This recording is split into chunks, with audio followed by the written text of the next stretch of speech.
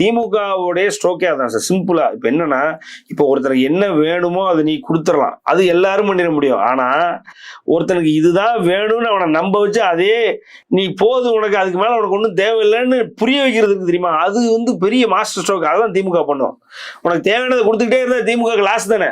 மாறாக உனக்கு இது போதும், நீ எக்ஸ்ட்ரா நீ எதுக்கு யோசிச்சுட்டு இருக்க, தேவையில்லாம உன்னை யாரும் யோசிக்க சொன்னா, உன்னை சிந்திக்கவே நான் சொல்லலையே, நீ எதுக்கு சிந்திக்கிற அப்படின்னு தான் திமுக அவருடைய அடிமை கூட்டணி கட்சிகள்லாம் யோசிக்க வைக்குது. அப்படி அவங்கள இப்ப விடுதலை சிறுத்தைகள்லாம் ஒண்ணும் இல்லை சார், பாஜகவோட எதிரி, பாஜகனா எனக்கு எதிரி, பாஜகலாம் எனக்கு வேண்டாம். சரி எதுக்கு வேண்டாம், பாஜக எதுக்கு வேண்டாம் சொல்லு அப்படின்னா, இல்ல திராவிட சித்தாந்தத்துக்கு எதிராக. உனக்கும் திராவிட சித்தாந்தத்துக்கு என்ன சம்பந்தம்?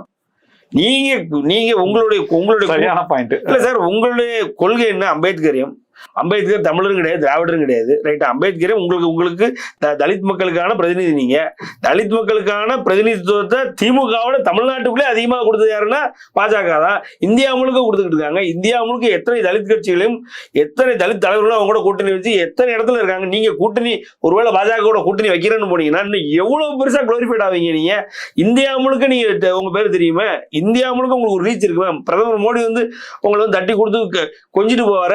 இதெல்லாம் நீங்க யோசிக்காம இன்னும் திமுக கூட இந்த 2 சீட்டுக்கு தான் உட்கார போறோம் அப்படின்னா, அதுதான் நீங்க உங்களை அறியாமலே நீங்க ஒரு அடிமைத்தனத்துக்குள்ள உங்களை திமுக வச்சிருக்குன்றது அந்த கூட்டணி கட்சி. சார் 60-70 வயசு கிழவ ஒரு கிழவனை கொண்டுட்டு 60 வயசு அவருடைய மனைவியை வன்முறை பண்றாங்க சார், பேச மாட்டாங்க. 7 வயசு குழந்தைய கிட்டத்தட்ட ரத்தம் சொட்ட ஒருத்தன் பாலியல் பேச மாட்டாங்க. 2.5 வயசு பொண்ணு ஒரு திமுக நிர்வாகி பாலியல் கொண்டிருக்கான். இதுக்கு மேல உச்சம் ஒண்ணுமே.